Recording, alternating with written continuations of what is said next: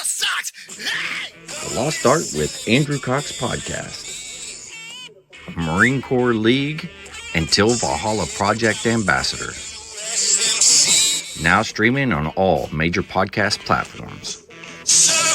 Thanks for tuning in to the podcast that has given a voice to our veterans. The Lost Art with Andrew Cox. Hello, my friends, and welcome back to the Lost Art podcast giving a voice to our veterans. I'm your host, Andrew Cox, and today we're having a veteran story. But before we get into the episode, are you enjoying the podcast? And make sure you go to the website. That's thelostart.podbean.com. Go check us out. See what we're all about. There is a merchandise tab. You can go in there and get you a cool shirt, maybe a hat, something like that. Maybe even want a sweatshirt or a cup. There's all kinds of goodies. Everything you get there helps support us and getting our veteran voices out for all to hear. Let me hit that button there. All right. So big shout out to the Till Valhalla Project out there doing some amazing things. If you don't know anything about that organization, go check them out at tillvalhallaproject.com. Major Lee Stuckey.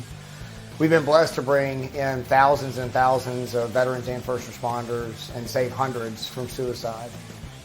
We don't want to be a handout, and we want to be a hand up with our four pillars, which are physical, financial, emotional, and for me, most importantly, spiritual, and give them a good, healthy foundation in a safe, sober environment for a 4-day event.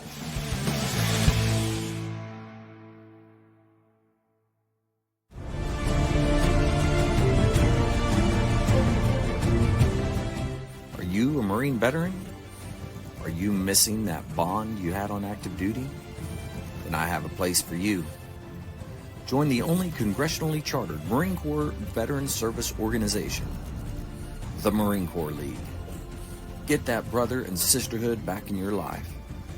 Become one of the fewer, the prouder, a Marine Corps League member.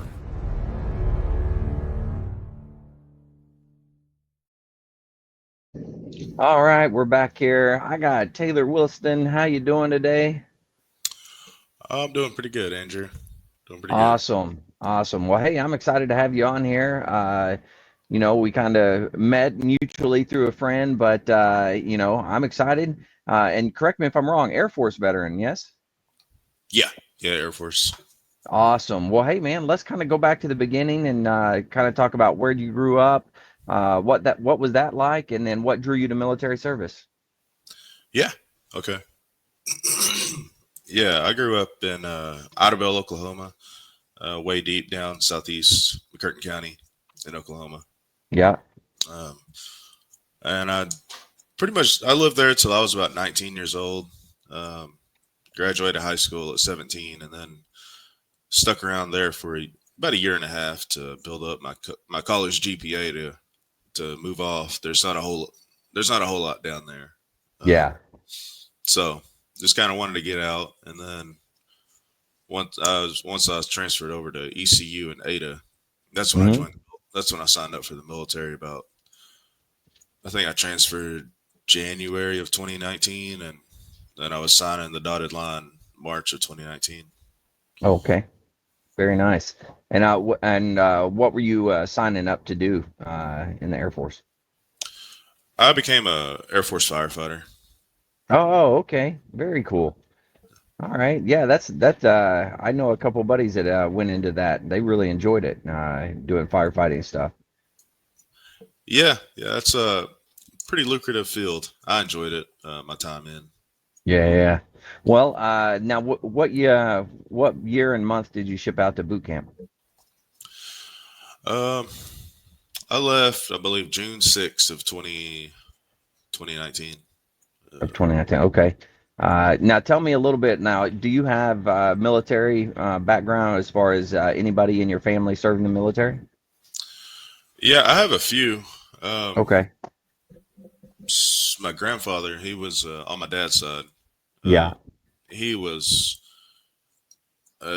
if I timed his age correctly, he was about 18 years old at Pearl Harbor. He was an Army MP. No kidding. Yeah. Wow. Very nice. I had a few uncles that also were in the military around Okay. Vietnam era, Yeah. and then my two older cousins, we all kind of grew up together. They're brothers, and Yeah. they were Army hazmat techs. Oh, okay. Yeah, yeah, yeah. Very nice. Well, tell me about your experience going to boot camp. Shipping off. Were you a little nervous, scared, anything like that? Yeah, I was slightly nervous. I was more open minded to everything. I was, being young and 19 and coming from a small town. It's which I'm sure that's the case for a lot of folks. Oh, But yeah. uh, I remember my friends, they drove me up to Norman to meet with my recruiter, and Hmm. I remember we were sitting there in IHOP, and uh, I, I hadn't eaten, like, I think since dinner the night prior, and I really wasn't hungry, and I was thinking, what is this? I was like, I don't, I wasn't, I was kind of spacing out on the nerves, and then Yeah. I kind of felt my hand. It was slightly shaking, and I was like, Yeah. I'm not used to that, and so, Yeah. but I was excited. It was something different, and uh, Very something I was nice. something I was proud to be a part of. Yeah. Now, where is boot camp for you guys? Lackland Air Force Base in San Antonio. Oh, okay. Very nice. And is that the only place that the Air Force does boot camp, or is it in more multiple places? Do you know? That's the only place. Okay. Yeah. Very nice. All right. So tell me about going to Lackland. What was that like getting there? You had your drill sergeants. You had it. I don't know if they call them drill sergeants there, but you had your instructors there, and they were a little hard on you, I would imagine. But what was that like? Uh, yeah. I remember um, getting there. We got there probably around midnight. Uh, got off the plane, and there was near the whole plane of us were all the recruits, and we all just. I remember they kind of guided us out of the airport, and Hmm. immediately before we even walked out of the airport doors, we were lined up, and they were putting us in groups to get on the buses, and yeah, it was different. That's one way of saying it's different. Yeah. Uh, they no, I remember uh I think I want to say I can't remember if I was getting on the bus or getting off the bus. Uh and one of them was kind of well within earshot of me. And he just randomly yelled something out really loud, and I was like, "Oh." And then Very nice.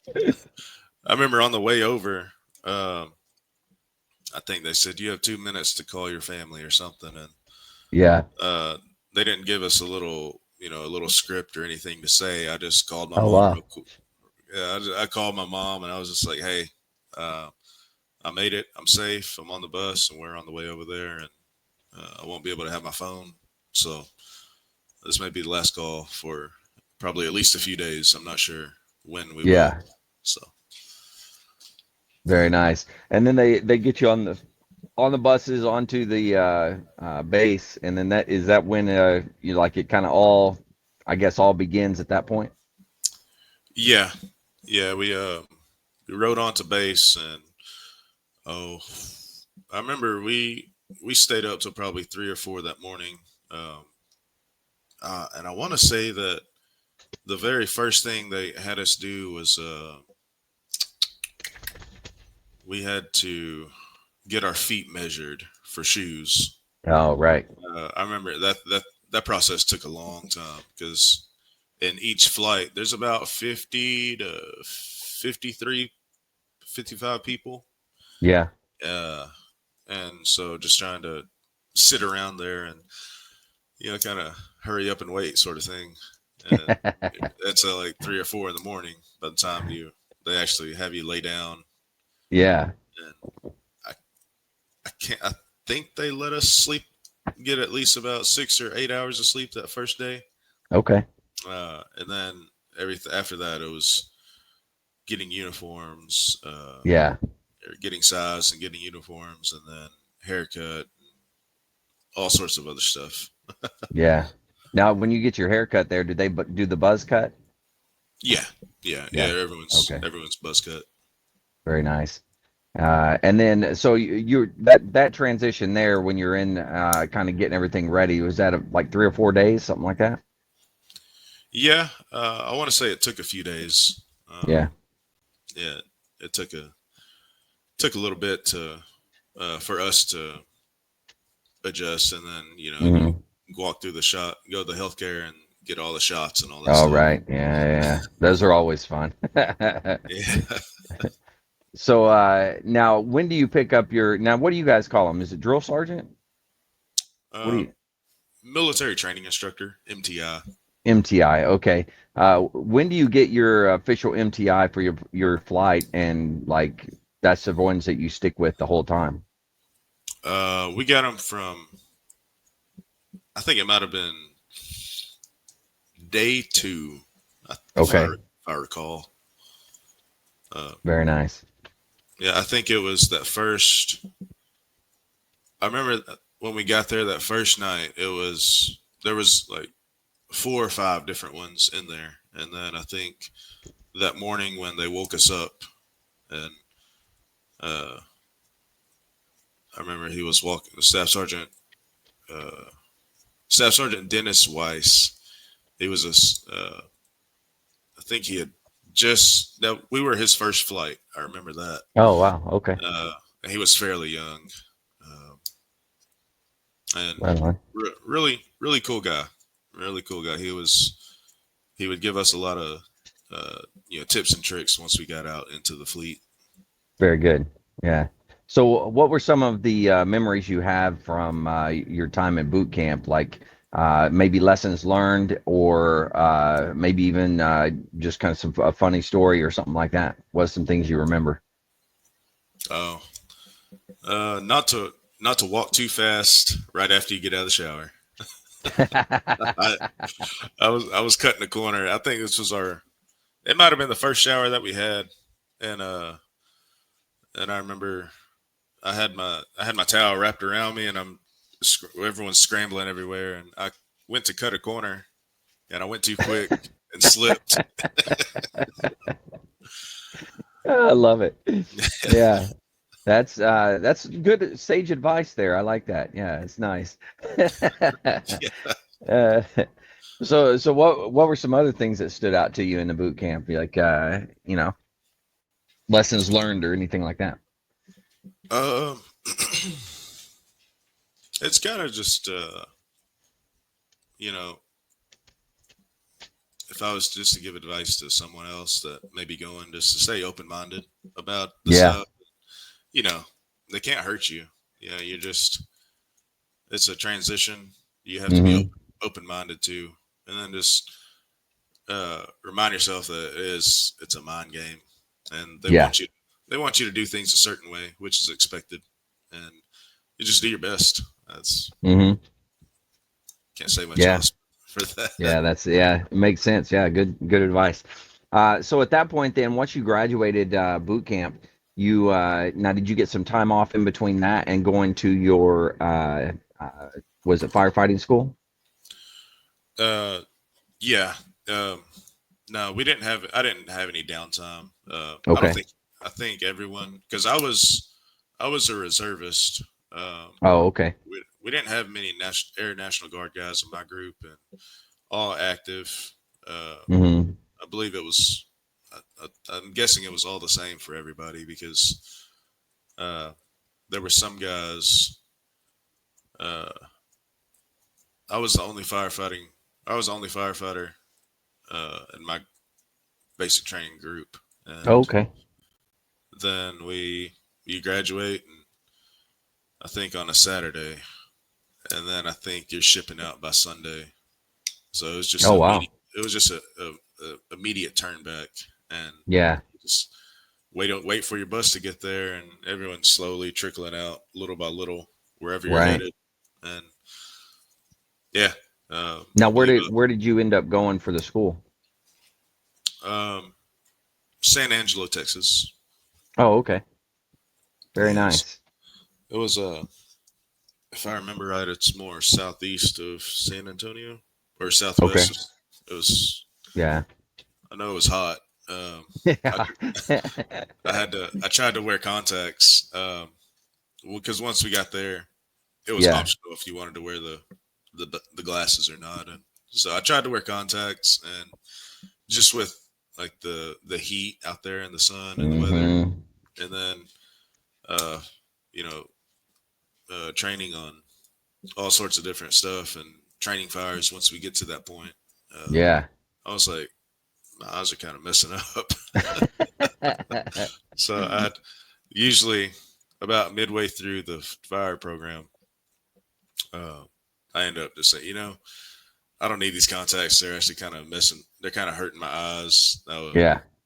and they were just causing me some eye irritation. So Yeah. I guess I'm gonna have to train half blind throughout throughout this training. When you put the fire stuff on, the fire mask. Yeah. Oh, that's good times. So, what was that schoolhouse like? I mean, was it a good experience, a good time? Yeah, it was a good time. I I think the first thing they put you through back then anyway was and it's only a 3 month school. I ended up making it a 4 month school. I couldn't get Okay.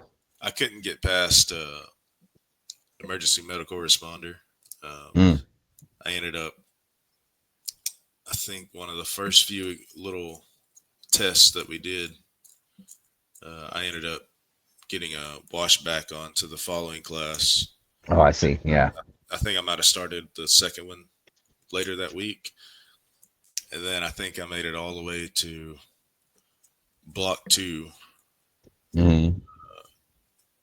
and then block two or three, and then ended up failing out on another test, and then got washed back again. Uh, Gotcha. and it was kind of funny because the morning of that happened when I got washed back the second time, I Hmm. was I was having breakfast because we had to wake up at like 3:30 every morning, Oh, and we jeez. yeah then we uh because we had to march all the way down to like a 3/4 of a mile, half a mile down to the chow hall, Hmm. and you had to march in groups. We Yeah. called them smooths and small marching unit, and Nice. so Smooth. I never heard that one before. That's good. uh yeah, I ended up sitting down having breakfast, and I was like anxious, and I was kind of discouraged at that time. I was like shit, man, if I fail again, and Yeah.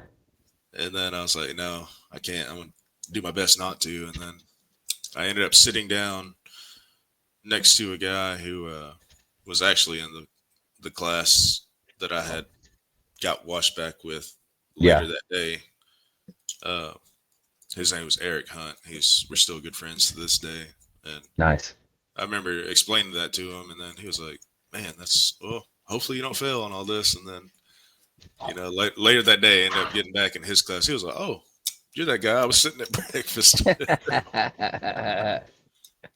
So It's funny how things work out that way, huh?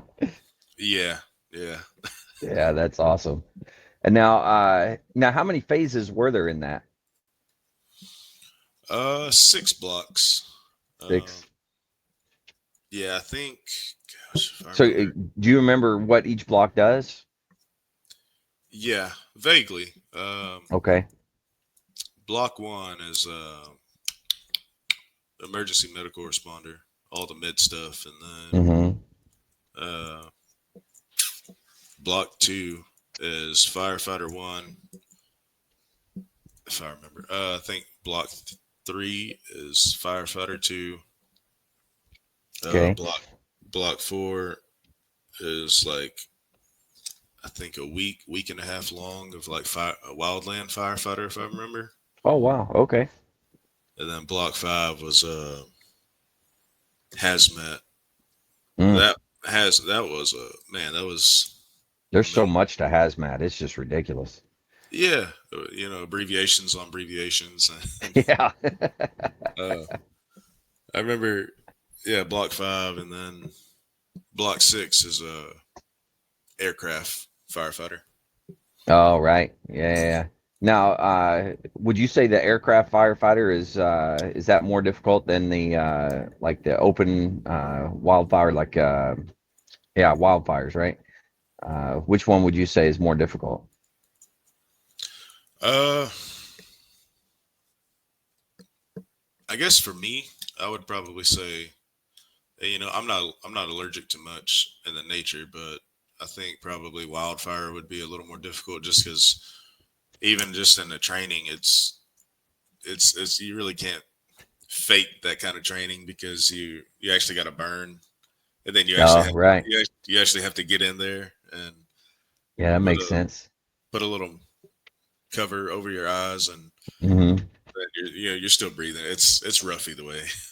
Yeah, yeah, yeah. Makes sense. All right. And you said that's 3 month school.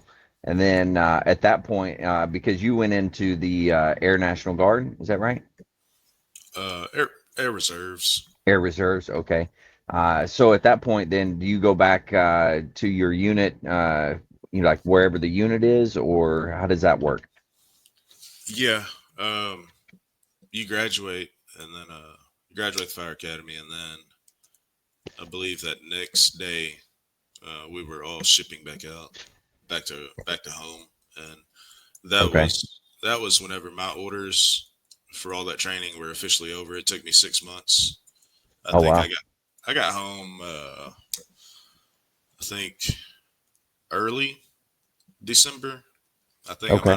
I might have got there during finals week. I think I flew back on a Saturday, and I was over at college, getting back enrolled that following Hmm.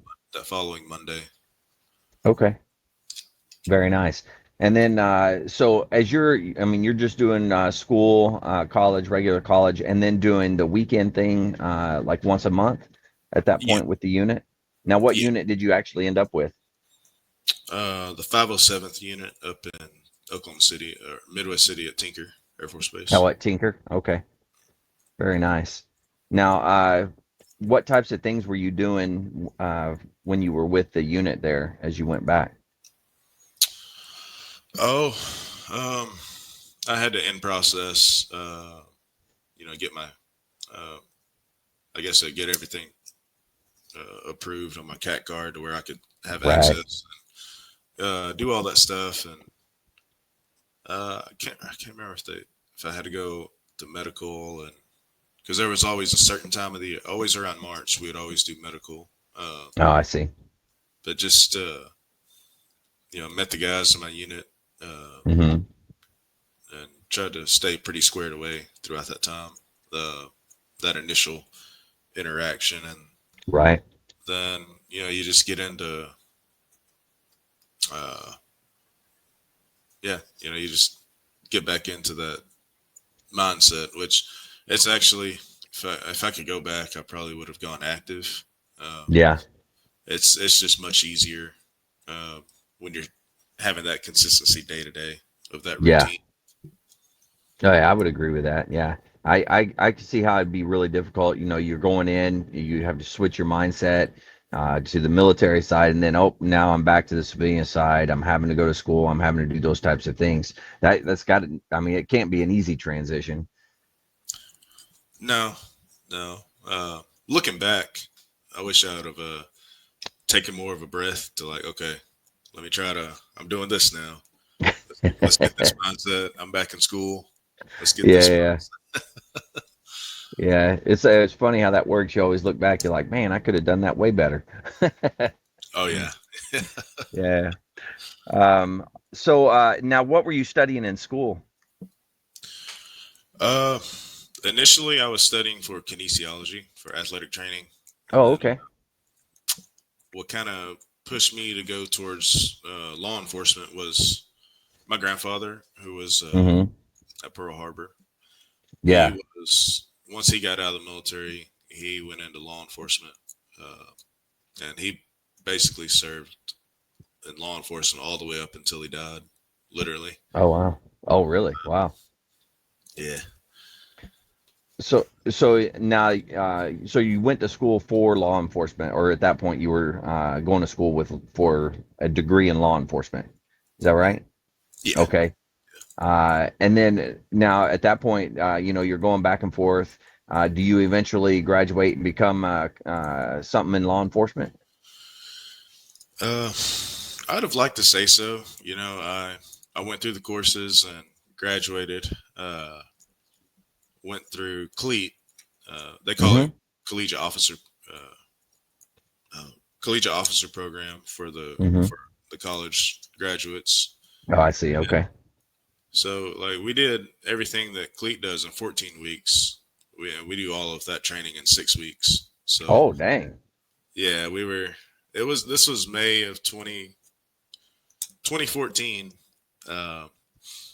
And I actually had to take my finals a week early because I had to go up to Wisconsin. It was kind of like a last minute thing because I had initially asked if I could skip, or actually, I think I'd asked if I could just go on orders for 2 weeks Mm-hmm. for my annual tour that year, Right. and because I was supposed to graduate on the weekend that they were going to go, and All right. Yeah. we had one guy who I kind of found out later on after that he ended up backing out of it, and so they had put me up there on that list. So I was like, oh, well, shit. Uh, and I was one course away. That was all I needed to graduate, and Yeah. I could have taken that summer, but then I think it was either if I took the course uh, or if I attend cops that summer. Right. I think it was kind of something kind of funky, but I ended up having to stay a full another semester, and I graduated December of 2014, and Oh, okay. I was only taking like one class. Yeah. For that one semester, you only took one class? Yeah, yeah, Yeah. Very nice. So you graduate in December 2014, you said? yeah, yeah. Yeah. And then what'd you end up doing then? Uh, August of that year, 2014, I got on working at the jail, the local county jail in Ada. Oh, okay. So I did that, and I left the psych hospital a few times as a worker, not as a patient. And Good yeah, clarification. yeah, and I had worked over at Rolling Hills Hospital in Ada a few. I left a few times, and Hmm. that I got the job at the jail, and then I was like, well, I'm not able to get like my full FAF sub if I remember, because I ended up having to I added on another class. I think it was like sign language or something, and Okay. just to be part time, just to be able to receive some sort of assistance. Hmm. And I'm also Choctaw, so Okay. I was getting assistance through that, and I think I was still able to use some of my GI Bill. Very Um, nice. so maybe it's time for me to start going down that path to kind of build up a resume for law enforcement. Right. So I started working in the jail, started working in the psych hospital, and I have like a mentor mentality. I like to help younger Hmm. people or anybody, Yeah. and so we had just opened up our group home down there. It was just Rolling Hills RTC Residential Treatment Center, if I remember, and working with DHS custody juveniles like Oh, okay. age 12 to 17 years old. Hmm. Uh, I did that. I think I kicked that off in like September of that year, and I ended up leaving. Oh, I think around November. there was a whole lot of, I guess, more liability. Um, Mm-hmm. if because you're dealing with some sight kids with Right.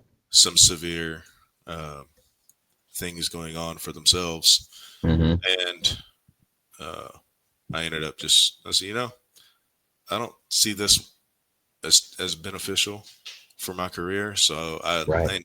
I ended up leaving that, and then just stayed working at the jail, and just And that what working at the jail, was that county or city? Like it was sheriff's office or yeah, it was county, yeah. Yeah, okay. Pontotoc County, and then I graduated December of that year, and then uh, started studying for the CLEAT exam, Mm-hmm. and then I think 2015 I had some orders come up for there was like one fire truck that I needed left to get certified on, and Oh, so okay. they flew me out to Georgia for that at I believe it's Dobbins Air Force Base over there around Okay. Atlanta, and I did that for I think they sent me out there for about a week or something, and then Okay. I flew back, and a few months late, that was about October Mm-hmm. 2015, and by this time I'm still working at the jail, and then some orders came up for some guys that needed backfilled over at Wichita, McConnell Air Force Base. Okay. So I ended up going over there. I opted to go on that, and for 6 months. Now, Um, does that put you active at that point yeah, yeah, when it you go? was. Yeah. Yeah, that was where aside from just the training, that was where I got that full idea or the full view of being with active guys, living the Yeah. active duty lifestyle, and I enjoyed it. Yeah. Yeah. Yeah. What was the like your normal daily routines? Like what were you doing? Um, so over there, I was like fully certified on our fire trucks, minus the ladder truck, and Mm-hmm. so uh, I don't know if it was more of uh, I don't know. I don't know if it was like more of like a liability thing or what, but they just allowed because it was me, my buddy Langley, and a few other reserve guys uh, that also jumped on those orders, and Yeah. we uh, we were primarily riding on the back of the trucks, Okay. either as plugmen or linemen, um, and then so the day to day for us was that's a little different if you're versus being a driver operator. But I remember, Right. Yeah. Yeah. yeah, you still have your each section of the fire truck. Certain tools you check out, Mm-hmm. or checking chainsaws and checking the AFFF and checking if the pump works. If you're his driver operator, and the crew chief, Right. they have their own set of stuff. And yeah, it's so we do that first thing every morning. Well, we do roll call.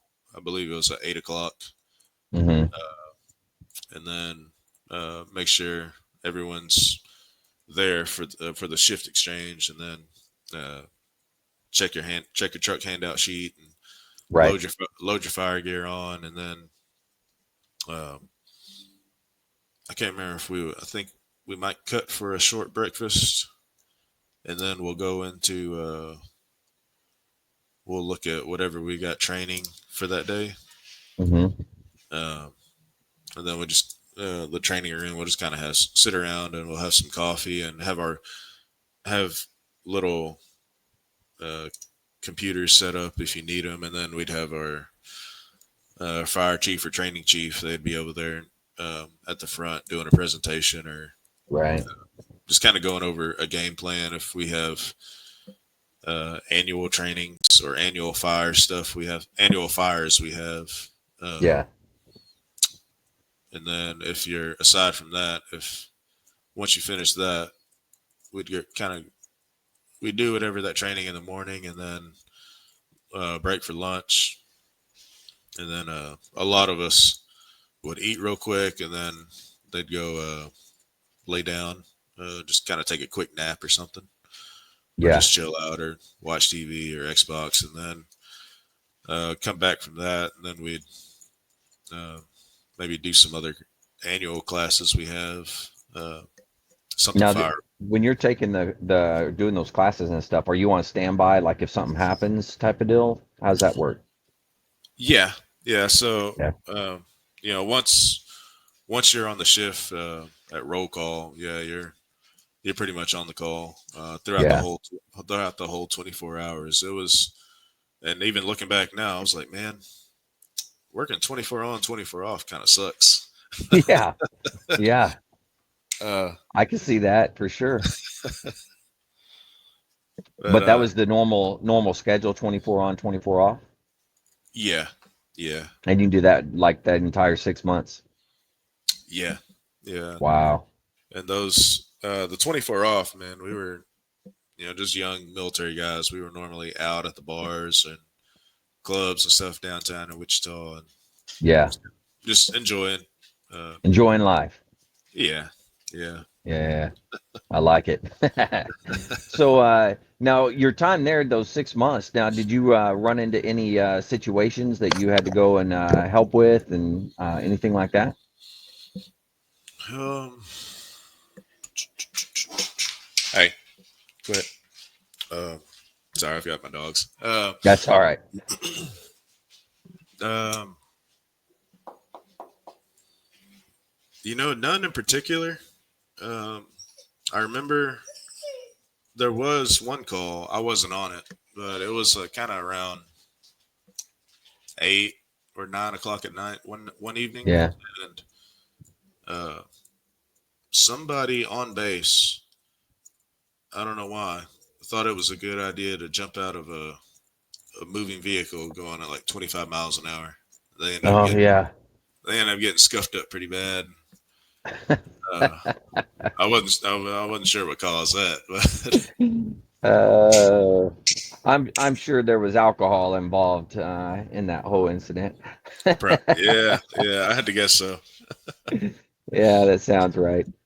Oh man. Okay, so so you do your 6 months, 24 on, 24 off. What a great schedule that is. And then you end up coming back to your regular or your parent command. And what were you doing? Back to your regular job as well? Yeah. Uh, so whenever I was there uh, in Wichita, I ended up only making it 5 months. I ended up getting a DUI. Oh, okay. Um, yeah, they sent me home like a week later, and I got back into my jobs at the jail and the psych hospital. And Yeah. then I was like, well, this is my fault, but I've got this other thing I've got to work with now, and Yeah. which that I ended up getting it pretty squared away, and I got it. Ended up getting expunged off my record, and Oh, that's good. Yeah. uh, yeah, I was. Yeah, it was a different time for me, and Hmm. definitely taught me some lessons along the way, and I Right. was I was thankful that I was able to get back into my job at the jail and psych hospital, and Right. it was kind of around there to where uh, I started getting burned out on being a first responder, Okay. and uh, and that was actually one reason why I didn't become a security forces officer. Okay. Uh, Whenever because I said if I'm majoring in criminal justice, I don't want to become a military police officer just because I didn't want to face burnout. Yeah. Uh, and yeah, I got back into my jobs. At this point, I was finished with school, and I was thinking, well, what can I do to make myself more marketable? So Hmm. I started looking into master's degree programs, Okay.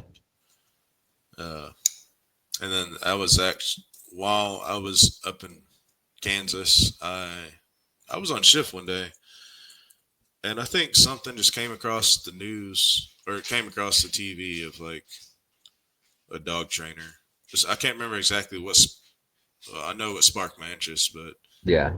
it wasn't until about that following year uh, when I was sitting in Kansas where I thought, I want to be a dog trainer because Yeah. in 2015 I have my oldest shepherd Titan. I took him on a. We were driving from Ada to Oklahoma City about once a week to dog train, and Hmm.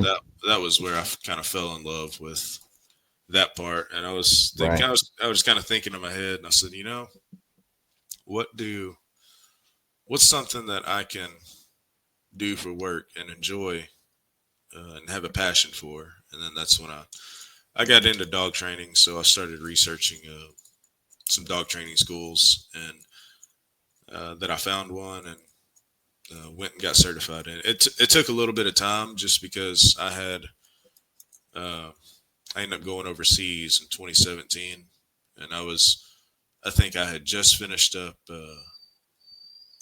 No, I think I was right in the middle of my studies, uh, and then I ended up having to postpone all of my externship for 6 months at least, six and a half Mm. months, uh, being overseas, and then got back home. And by the time I got back home, I had 2 months left in the military, Hmm. and then I was like, all right, well, I've got all these different things that I want to do, but Right. I was like, time is kind of conflicting all of it. But I was able to work around it, and eventually, I think it was about 2 years later is when I was finally fully able to complete everything. Okay. Where did you go to the dog training school at? Where was that? Uh, Animal Behavior College. It's an online course based out of, Okay. I think it's based out of Castaic, California. Okay. Very cool. And then when you said you went overseas, was that with the Air Force? Yeah, yeah. I went over there.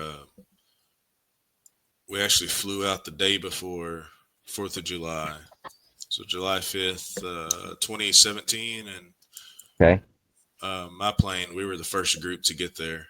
Uh, And where did you go? Kuwait, Ali Al Saud. Kuwait. I would say it was more of a vacation than anything. Okay. And you did that for what, 6 months? Yeah, yeah. Okay. Little 6 month rotation over there. Yeah. And it was basically doing the same thing, 24 on, 24 off, you know, like flight line type of firefighting stuff. Yeah, yeah, Yeah. yeah. It was Yeah. a lot of just about anywhere that we had been up until that point. Just always constant training. Yeah. Uh, and and firefighting is so broad um, Mm, with everything and certain tools or yeah. certain scenarios, and then there's the medical side of it. It's so we were always doing something. Yeah. Always keeping up on your certifications, all that type of stuff as well. Yeah, yeah. Yeah. Yeah. Right on. And now, are you still in the reserves? No, I did my 6 years and I got out, and Okay. I out processed in 2018, and I guess on paper, uh, I wasn't fully out until 2020. Oh, okay. Yeah. Yeah. Yeah. And now, what did you end up doing once you got out completely? What have you been doing? Uh, since then, it's been more of working for my tribe, um, just here in Okay. Oklahoma. I start. I left. I out processed from my unit. 2 months after we got back from Kuwait, and Hmm. at the time I was living in Ada just because I said, well, if I need to get on base for something, uh, I said I'm on leave right now. I'm still getting paid, but if I need to get on base quickly, I could just drive from Ada to Midwest City. And I said Right. once I'm out processed from there, I can. I'm gonna move home. gonna move to Idabel for a year, and Mm-hmm. I gave myself 1 year only just because. Um, Idabel is one of those. Well, McCurtain County is one of those places. If you stick around for too long, you might get into some trouble. Yeah. So Okay. Yeah, yeah, makes sense. yeah, so Uh, I gave myself a year just to kind of figure out stuff. yeah. And uh, I said, well, let me go. I'll go work security at the casino for a little bit. Uh, Okay. I was familiar with all of the training, Mm-hmm. except active shooter. That was new to me. Yeah. Yeah, then I just got into that and worked that for about oh probably 8 or 9 months, I think. And Okay. then it was time for me to figure out where to move to next. So I tried Oklahoma City for a couple months, and then I just didn't like it. There was nothing much up there was working for me, and Yeah. I wasn't a big fan of the weather and the traffic. So I understand that, man. Traffic's horrible, but so I ended up moving over here to Durant, and okay. stayed with my mom for a little bit, and started working security, and kind of bounced around between uh, working at the gym here and then working security, and uh, just kind of and now I work in behavioral health, suicide prevention for tribal veterans for Choctaw. Yeah. Can you talk a little bit about that? What you're doing for the veterans there? Yeah. So I'm a peer recovery support specialist, which means I struggled with suicide in the past, and then I was just able to overcome it. So now I'm able to help Yeah. others, and then I'm also a case manager. So Oh, okay. it's cool. I really enjoy it, and it's very purposeful. Mm-hmm. I'm able to go out into our 10.5 counties, and then we cover our 10.5 counties, and then we cover the bordering counties. So we cover Ada over in Pontotoc County, uh, all the way up in Poto, uh, and then I have some that are over around Paris.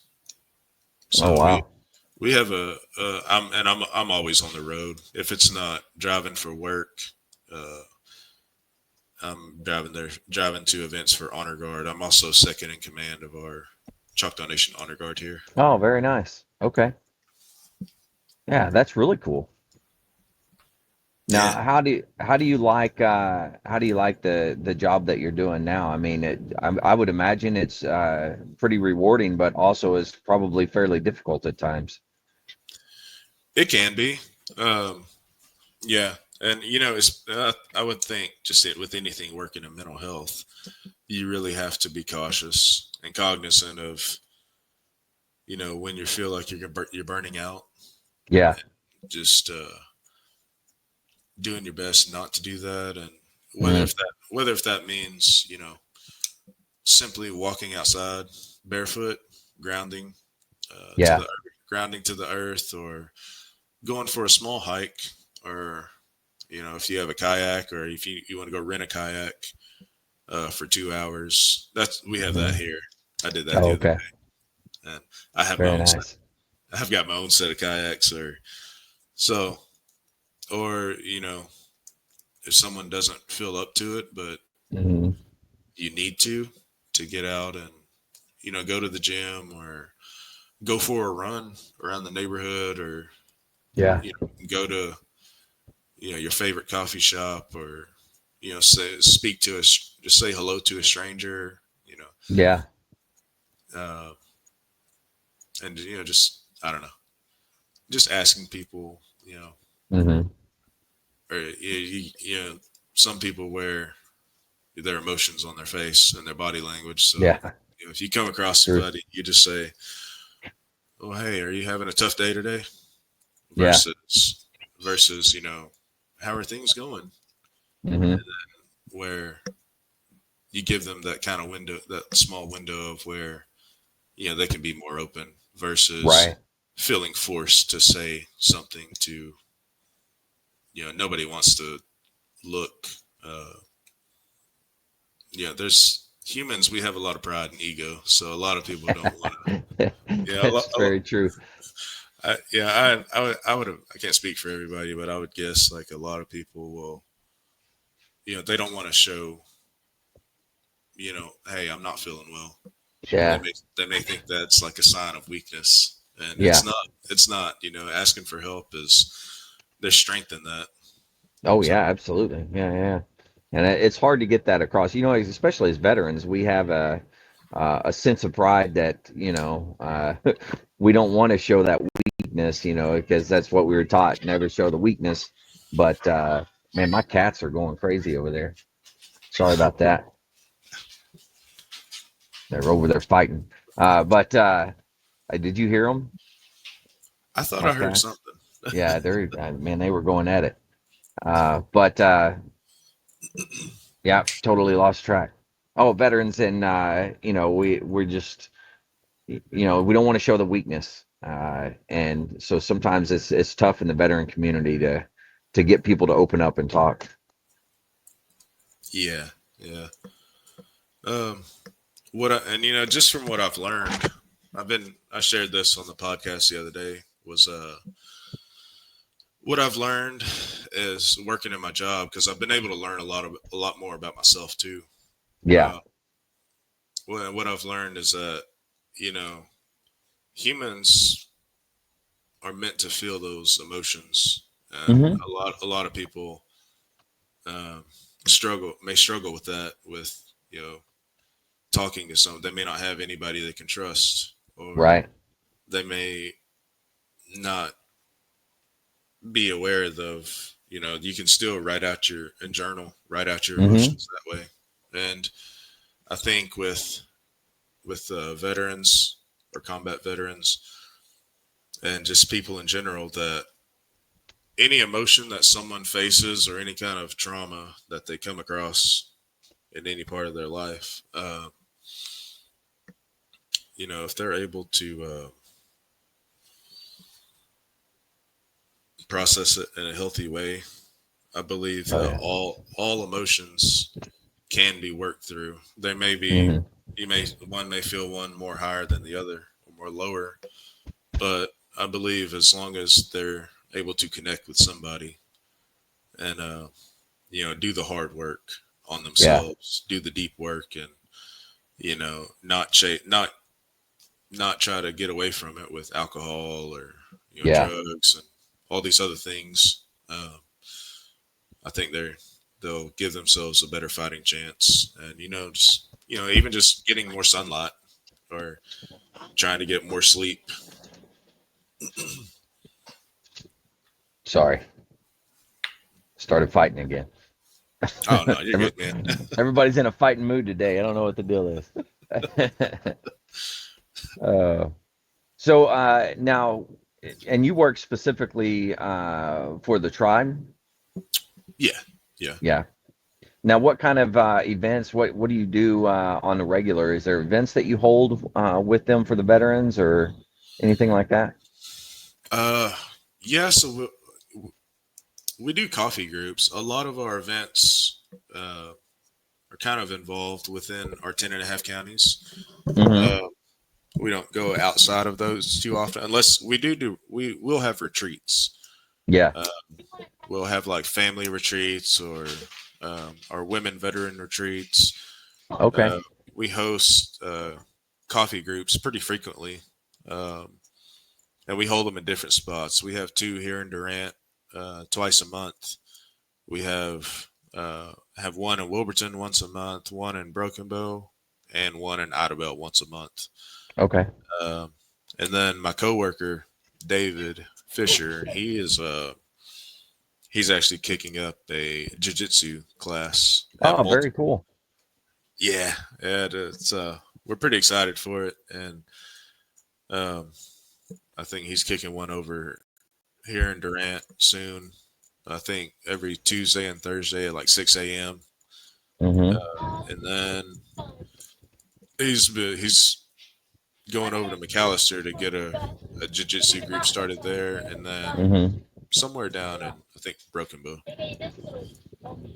But we do coffee groups, jiu-jitsu. We do guided fishing trips on Texoma, Eufaula, and Broken Bow Lake. And I'm actually kicking up a hiking group this month. Nice. Okay. So I'll be over hiking around like Robbers Cave in Wilburton or Mm-hmm. down in Broken Bow. Okay. I might even look into over there around Ardmore. Mm-hmm. Um, and I'm still working out some of the details for that, but Yeah. we'll be releasing those days later this month. Very And nice. Now, if somebody wants to get involved in that, how are they going to find that? Is there a website or anything that they can go to? let's see, pull this up real quick. Yeah, we do have a website. Let's see.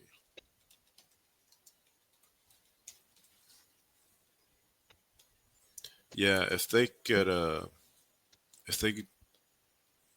just Google Choctaw Nation Warrior Wellness, and Okay. we'll have all the information and all the services that we provide. We and for this, uh, we normally for us, because every grant out there is different, or every grantee is different. The grant is primarily to help veterans because it's based off of Staff Sergeant Parker Gordon Mm-hmm. Fox. He was a 25-year-old soldier who died by suicide, and um, so it's a VA funded grant, and we're actually finishing up year 3 on this October, Oh, and wow. so like throughout Oklahoma, as far as I know, unless there's any different ones, we have changed or we have uh, 4 of these grantees within Oklahoma. We have Choctaw Nation, and we cover our 10.5, and then Cherokee Nation. They have their Warrior Wellness program, and then there's a program based outside of Tulsa, or based out of Tulsa, and then uh, and their services will actually span all the way out around Oklahoma City. Uh, Mm. Wow. and yeah, and then um, oh, there's another tribe based up around Woodward. They're Okay. I believe they're our newest one, and I think uh, Chickasaw and uh, Muskogee Creek Nation are working on getting this same grant for their tribe as well. Very nice. So I imagine they could, so depending on what area you are in and what tribe you're a part of, you can go to one of the main web pages or whatever for that tribe, and then probably look at Warrior Wellness, uh, and they'd be able to find it. Yeah, yeah. Yeah. Um, Very nice. and Well, I like what you guys are doing. It's fantastic. There needs to be more and more programs out there for people to go and do things, especially younger guys. And you're doing the right things. So like going on hikes, jujitsu. You're doing things that the younger guys will want to do. Older guys, me and older, maybe not wanting to go out and do too much activity, but when you look at a lot of the veteran service organizations that are out there, most of them have the much older, like Vietnam veterans and stuff like that in them. So much older group, so those younger guys need activities, they need things to do. So you guys are doing it the right way. yeah, yeah, for sure. Like aside from our, like for example, aside from our office assistant Brandy, Hmm. she pushes all of our bills and stuff because we can cover like bills and Yeah. rent and stuff like that. Um, and so I'm like the second youngest, and my coworker is he's gone now, and my this our new coworker David, I always tell, I say, you know, I was like, everywhere we go, there's a huge age gap. Mm. So I said I'm not seeing many of our participants that look around my age. I'm 32, and Yeah. so I started going to these different colleges and Comanche technology centers, and uh, just trying to reach out that way as well to Hmm. to bring in that new generation of veterans that Right. uh, of course we like to play video games too. So Oh yeah, yeah, yeah, yeah. That's one of the things that I represent ambassador for the Marine Corps Leagues, which is a veteran service organization, and then you got the VFW, American Legion, you got all these other different veteran service organizations. But like I was saying, most of them are older, and there's a huge generation gap. There's so many of the younger generation that they're busy with work, they're busy with their spouses and families and things like that. So the more you can include the family, the more you can do things on a timeline that they can do, the better it is. But the it's hard to get the younger guys involved, when there's not those types of activities. So but video games is huge. You're right, man. They love video games. I can't play them for anything, but some of those guys, man, they're way into. I got a nephew that's way into video games. yeah, yeah, I believe, and even with that, I believe that there is still that connection, and because I remember, I kind of remember around the time that the VA was making those video game um, groups, and Hmm. having those like Call of Duty tournaments or something like that. Right. And I remember kind of going over the statistics over that because, uh, and uh, I was, it intrigued me that it was saying how some combat veterans like felt better, or I guess veterans in general about felt better, upstairs after playing uh, video games, and it Very kind of true. it kind of took them back to, uh, I guess, maybe having that purpose and having Hmm. that communication and that connection with other veterans, which I thought was Yeah. really cool. Yeah. Yeah. Yeah. I like the idea of when you look at the service organization like the Marine Corps League, I think some of the fundraising and different things that they do for the organization, they could incorporate, for example, having video game tournaments. Having a hike where you hike so many miles in in a month or whatever, and you raise money. But doing things that are active, those younger generations will get more involved, I think. Yeah, yeah, I believe so too, and I'm really Yeah. excited. And so I guess we had initially kicked off with having the coffee groups and having the guided fishing, Hmm.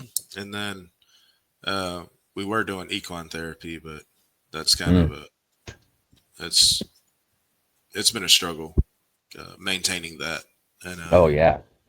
so we started asking more of these participants at like family retreats or stuff like that. Like, well, what would you like to see more of? And Yeah. I think I asked one of them recently, and they told me, well, I think I would like to see about paintballing, uh, like Oh having yeah. going to have paintball wars and stuff like that. So that is a good idea. I've never been paintballing, but Yeah. I can definitely see how it would bring Yeah. out that camaraderie. Oh yeah, for sure. Yeah. Yeah. Yeah. Other things you can think of, doing like a bonfire type of thing, and then have musicians, like veteran musicians, come in and play. That's another activity that might draw in some crowds. Yeah, yeah, that would. Yeah, it's funny you say that. We're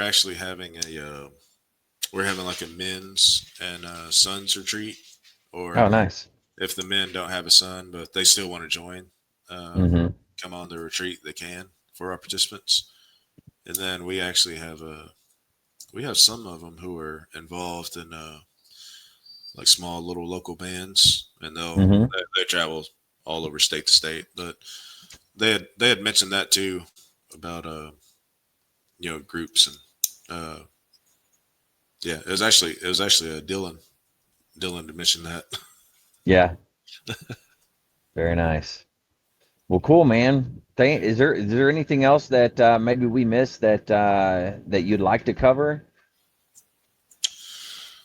Uh, no, not at. I guess if there was just any kind of advice for anyone that may be listening, it's probably, uh, just take things if they're struggling with something, whatever that looks like, or if they don't have anybody. Uh, just take things day by day. Yeah. Um, you know, maybe wake up, um, say a prayer, or if that fits them, or meditate, do some deep breathing, Yeah. and proud. One thing I practice on, I'm working on still is like practicing gratitude. So if just take a step outside, get some sunlight, Mm-hmm. go for a hike, or just say, you know, we'll work out today, and we'll see what it looks like at the end of today, Yeah. and write out on a journal your thoughts. If there's nobody else to speak to, or call a friend, call a military buddy that you were with in the past, and Yeah. just check on them, do some buddy checks, or uh, and then yeah, be honest with yourself, and hold yourself accountable to things. Uh, just try and work on getting 1% Mm-hmm. better every day, Yeah. and just also keep in mind, you know, ultimately it's up to that person to improve on themselves. They have to want to be better, Mm. and True. nobody else is coming to save them. Yeah. We can Yeah. be here and to help guide and give wisdom and mentor, or whatever kind of words you want to use for it. But ultimately, it's up to that individual to want to get better. Yeah. But Very there true. is, yeah, but there is help out there, Mm-hmm. and even my work cell number is 580-634-1038. Uh, you know, I'm a veteran, Air Force veteran. Yeah, I'm always Yeah. available to. Usually Monday through Friday, 8 to 4:30. Yeah. Yeah. Yeah. Yeah. But find a group. That's what I always tell people. Find a group, and you guys got a fantastic group going on, and got lots of different things happening. So I'd encourage anybody, if you're in your area, and give you guys a call and look it up and see what you got going on, and go join that group. Yeah, absolutely. Um, Yeah. yeah, Very cool. and I know it's difficult. I struggled with it for 2 years being after I got out of the service. It took me two Yeah. years to let go of that pride and that ego. Yeah. And I said, um, you become so used to getting that respect and sort of entitlement wearing the Yeah. uniform. And, once you take it off, and you're like, man, that's how it really is. And then you just, Yeah. I say, I'm, I would say I'm proud of what I did in the service. Yeah. Absolutely. And, then you just close that chapter in that book, and then, you come to terms with it, and then you just keep moving forward, stay in the fight. Yeah, exactly. Yeah, yeah, yeah. Very nice. Well, hey, man, as we draw to a conclusion here, I always do these fully automatic rapid, excuse me, rapid fire questions. So if you don't mind, I'll ask you some of these questions real quick. Yeah. Yeah. All right, here we go. What is your proudest military moment?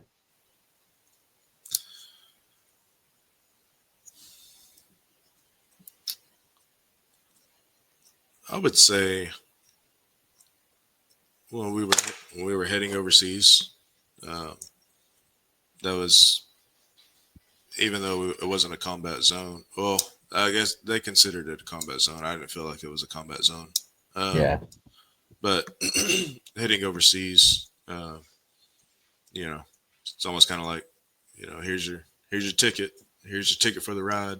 So I was proud to be a part of that. Yeah, very nice. I like it.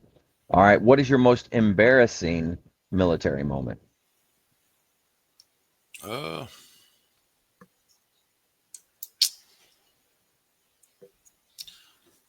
Probably whenever we had a fire training exercise, and I think I was 21 or 22, and I ended up near falling out because I wasn't. I've always been slimmer, but I wasn't in the best of cardio shape at that time, Yeah, uh, and uh, yeah, I ended up near. I didn't faint, but I was. They ended up having to stop the exercise because of me. And just looking back, I was like, man, I didn't want to be that guy, but I'm that guy today. it happens. It happens to everybody at some point. Yeah. Yeah, yeah. If you could be one military leader for a day, who would that be?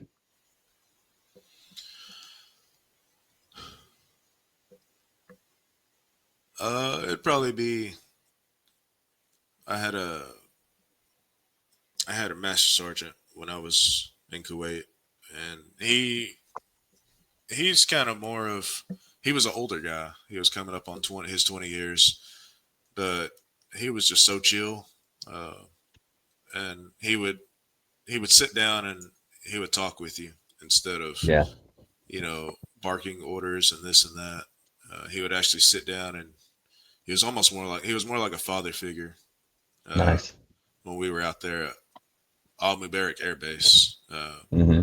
I was a part of that crew for 4 out of the 6 months, and Okay, he was his name was Master Sergeant Kennedy, a real cool okay. guy, and he's the one that had explained to me more about scuba diving, and I would say he was part of the reason why I got into scuba diving after I got back because All right. he would tell me stuff of, Mm-hmm. hey, so when I die or if I got a terminal illness, I'm just gonna grab 2 big bottles of oxygen and just go dive in my favorite spot, and I won't come back up. Oh, jeez. But I was, when he said that, I was kind of thinking, man. But then I was like, it's if if I guess if you have like you're in that kind of circumstance, Yeah. uh, and you know, death may become knocking at you, why not go out doing something you love? Yeah. So, True. Yeah, yeah, but yeah. Let's see. In the zombie apocalypse, what would be your weapon of choice and what anthem would be playing? uh, I think I would have a machete. Ooh, okay. Uh,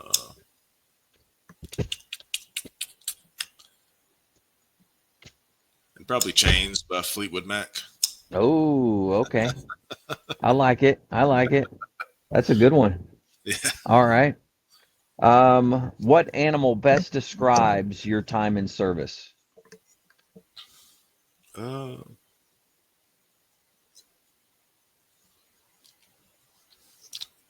Probably the goofy neighborhood dog that just kind of comes around and gets something to eat and then takes off. Yeah. Yeah, yeah, yeah. Okay, that's a good one. Yeah, yeah, yeah. All right. Which branch of the military has the sexiest uniforms?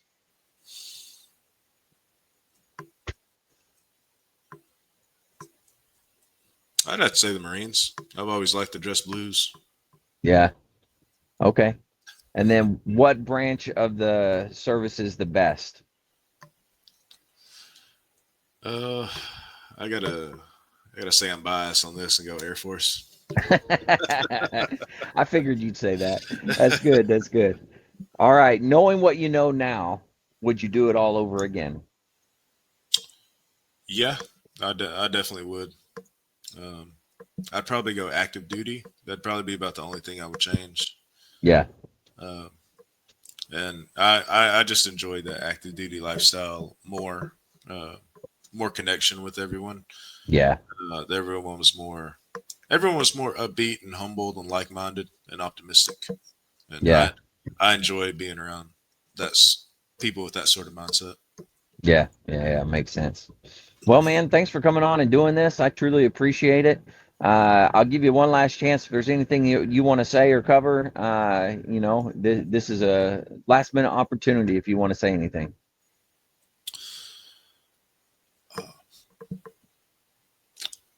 Just that there is always help out there, and just take it day by day. Right on. Well, man, I always close everything out. I always talk about veteran suicide and ways that they can get help. So, for all the listeners out there, if you're struggling and need help, anything like that, don't forget the VA has some great resources. You can always dial 988, press option 1. You can always text 838-255, or you can go to veteranscrisisline.net and click on the chat icon. Any of those options will put you in contact with somebody that can help you out. But remember, one veteran life lost is one too many. I care about you. I know Teyler cares about you. The whole veteran community cares about you. So please reach out for help. And if you're out there, you're not struggling, reach out to the buddies you served with. Ask them how they're doing. If they need that helping hand, please give it to them. All right, man. One last time. Thanks for coming on and doing this. To all the listeners out there, stay motivated. Change your socks.